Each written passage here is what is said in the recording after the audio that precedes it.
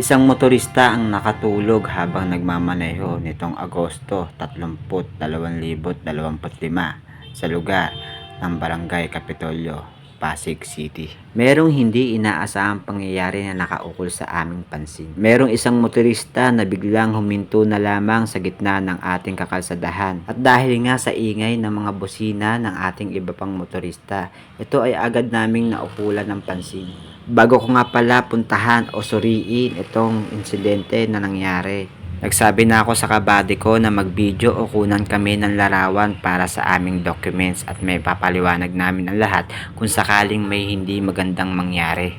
Kung nakikita nyo sa video, pinapababa ko ang kanyang worship para magkaintindihan kaming dalawa.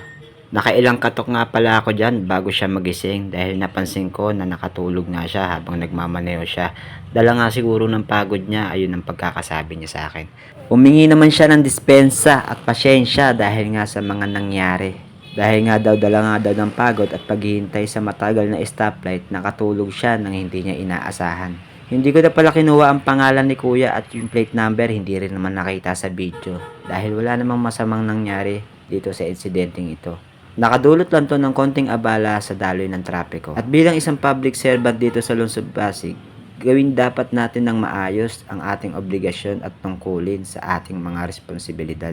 Tumulong tayo sa paraan na maayos at malinis at patas na laban. Gawin natin ang dapat, tumulong sa mas nangangailangan. Kaya sa lahat ng mga nagsasabi na kami ay buhaya lamang dito sa kakalsadahan, hindi po lahat ganon.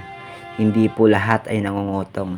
Hindi po lahat gumagawa ng masama. Meron pa ring iilan na natitira o madami pang natitira na tumutulong sa ating kapwa-tao.